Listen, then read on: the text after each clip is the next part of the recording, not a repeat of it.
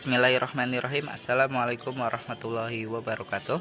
Alhamdulillah, hari ini kita bertemu lagi di pembelajaran tematik di pembelajaran 2 dan 3 subtema 1 tema 2. Hari ini kita akan belajar mengenai macam-macam tumbuhan yang habitatnya seperti apa sih habitatnya ya. Nah, sebelum itu Bapak pesan supaya tetap jaga kesehatannya ya, jaga pola hidup sehatnya, dan jangan lupa perbanyak minum air putih serta makan sayur serta buah-buahan. Dan ketika keluar rumah jangan lupa pakai masker serta sering cuci tangan. Dan sebelum itu mari kita berdoa terlebih dahulu supaya virus ini bisa hilang dan kita bisa beraktivitas seperti biasa lagi. Berdoa dimulai. Berdoa selesai. Nah, hari ini kita akan belajar mengenai habitat tumbuhan ya.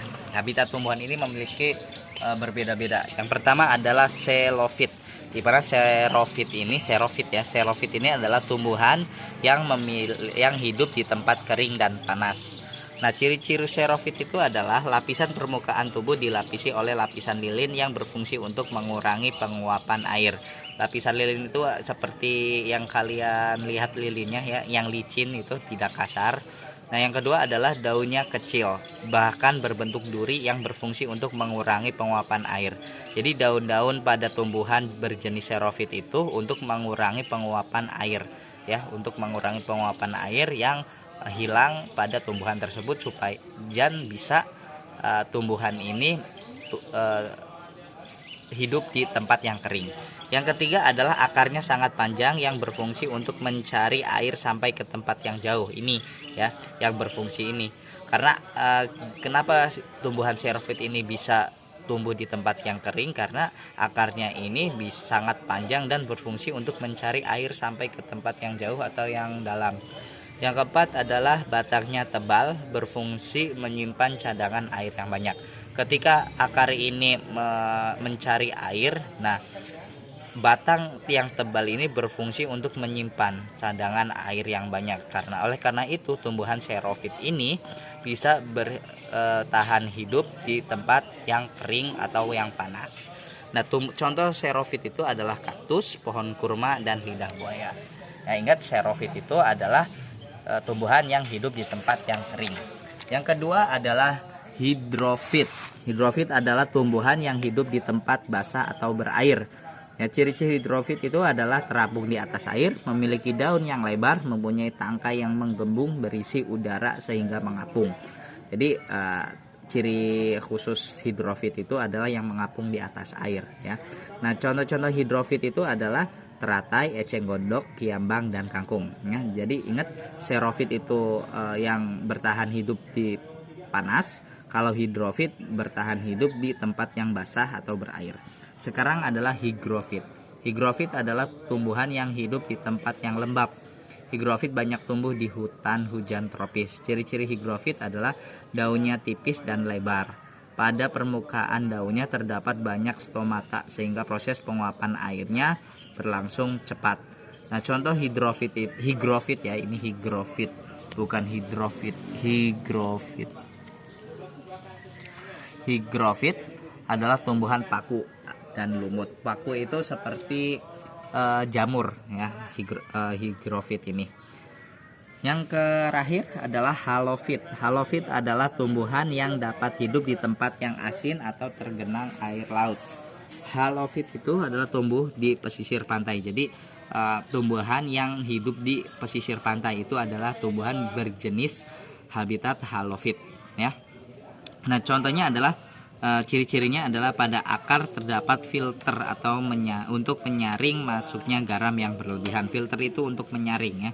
Akarnya ini berfungsi untuk memfilter atau menyaring air laut yang mengandung garam ya. Nah, kelebihan garam akan dikeluarkan dari daun. Nah, jika tumbuhan halofit ini kelebihan kadar garamnya, akan mengeluarkan lewat daun seperti embun ya, tapi itu bukan air tapi melainkan butir-butiran kecil seperti garam. Nah, contoh halofit itu adalah jenis tumbuhan bakau. Nah, jadi jenis-jenis tumbuhan berdasarkan habitatnya yaitu pertama tadi xerophyt yang bertahan di panas. hidrofit yang bertahan di tempat basah atau berair. Higrofit adalah tumbuhan yang hidup di tempat yang lembab, dan halofit adalah tempat tumbuhan yang dapat hidup di tempat yang asin dan tergenang air laut. Ya, bisa dipahami ya. Sorofit, xerofit, hidrofit, higrofit, dan halofit. Ya, disingkat menjadi apa?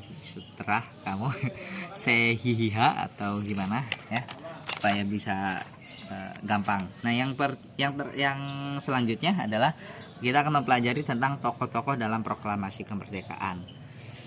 Sebetulnya tokoh-tokoh dalam proklamasi kemerdekaan ini kita pelajari pada kelas 5 ya. Ini berarti kita mengulang saja. Nah, ada beberapa tokoh yang tokoh-tokoh yang dalam proklamasi kemerdekaan Indonesia itu. Yang pertama adalah Insinyur Soekarno. Insinyur Soekarno itu kita kenal bahwa ia adalah seorang pemimpin ya, seorang pemimpin menjadi presiden pertama dari Indonesia, di mana tempat kelahirannya adalah Surabaya pada tanggal 6 Juni 1901. Beliau juga yang mencetuskan Pancasila yang 5 dasar itu, dan panggilan akrabnya adalah Bung Karno, tapi aslinya adalah Insinyur Soekarno, dan bisa kalian sebut adalah Bung Karno. Singkat saja karena waktu itu sudah kita bahas ya. Nah, pada hari kemerdekaan, Insinyur Soekarno juga menjadi wakil dari bangsa Indonesia pada PPKI ya, sidang PPKI, yaitu persiapan kemerdekaan Indonesia. Ingat, PPKI itu adalah kepanjangan dari persiapan kemerdekaan Indonesia. Yang kedua adalah Dr. Andes Muhammad Hatta, di mana Muhammad Hatta ini bisa kalian sebut, sering kita sebut adalah Bung Hatta, yaitu menjadi wakil presiden dari Indonesia ya, yang pertama kali. Dan Muhammad Hatta itu adalah bisa disebut adalah sahabat karibnya Soekarno.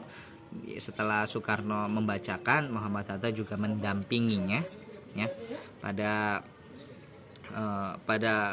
pembacaan proklamasi. Nah, Bung Hatta ini lahir pada tanggal 12 Agustus 1902 di Bukit Tinggi, Sumatera Barat. Nah, selanjutnya adalah Fatmawati. Ini adalah foto dari Fatmawati, Ibu Fatmawati.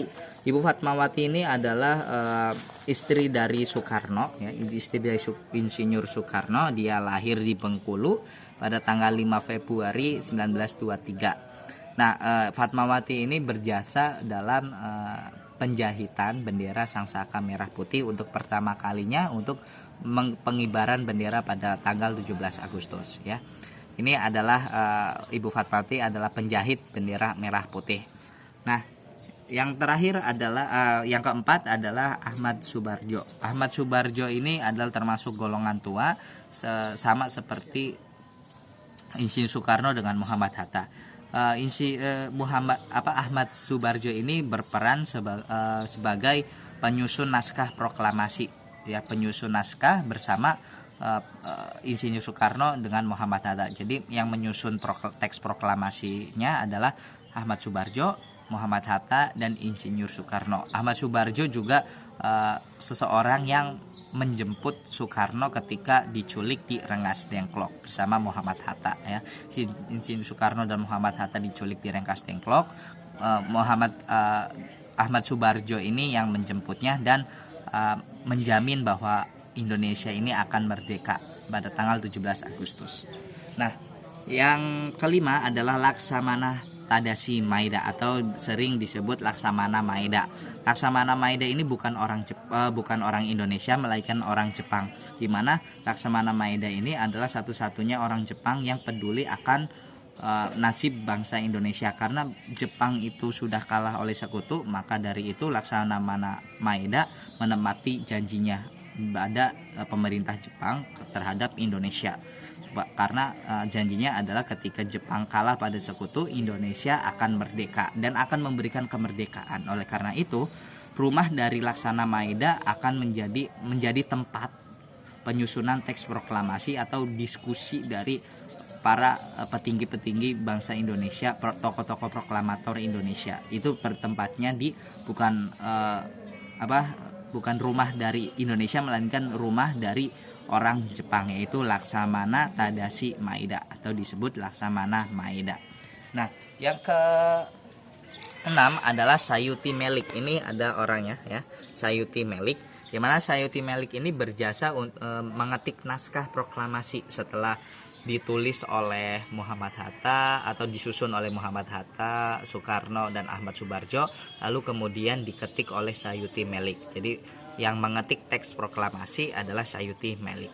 Yang ke-6, ke-7 ya, adalah Latif Henderdingrindat dan Es Suhud. Kedua orang ini adalah berjasa dalam pengibaran bendera merah putih pada saat proklamasi. Ingat ya, Latif dan Es Suhud adalah dua orang yang mengibarkan bendera merah putih. Yang terakhir adalah BM Diah, di mana BM itu adalah Burhanuddin Muhammad ya. Jadi BM Diah itu Burhanuddin Muhammad Diah. Itu seorang tokoh yang banyak berkecimpung dalam dunia kewartawan. Nama aslinya sesungguhnya hanyalah Burhanuddin. Ia kemudian menambahkan ayahnya, yaitu Muhammad Diah ya. Nah, setamatnya dari HIS, BM Diah kemudian melanjutkan pendidikannya ke Taman Siswa di Medan pada usia 17 tahun. Dia pergi ke Jakarta dan belajar di Kesatrian Institute yang dipimpin oleh Dosdeker. Ia mengambil jurusan jurnalistik, namun ia banyak belajar tentang dunia kewartawan dari Dosdeker. BM Diah salah satu seorang tokoh yang berperan dalam penyebar luasan berita proklamasi RI Republik Indonesia. Sebagai wartawan, ia menyiarkan kabar tentang proklamasi kemerdekaan Indonesia di seluruh tanah air, juga menemani Sayuti Melik saat mengetik teks proklamasi. Ini ya, seperti ini. Jadi BM Diah ini adalah seorang wartawan yang berjasa dalam penyebaran berita kemerdekaan Indonesia. Bisa dipahami ya. Kita sudah sudah belajar, semoga kalian bisa paham, dan jika ada yang ditanyakan silahkan tanyakan. Tugas hari ini yaitu di pembelajaran 2-nya ya, karena di pembelajaran 2 singkat sekali. Nah, kalian baca saja di pembelajaran 2 di halaman 14, di mana di ini ada teks kehidupan suku Tengger. Kalian baca sampai selesai di halaman 15, yaitu terus kalian simpulkan. Jadi simpulkan saja ya, apa sih setelah kalian baca, terus apa sih intinya dari kehidupan suku Tengger ini.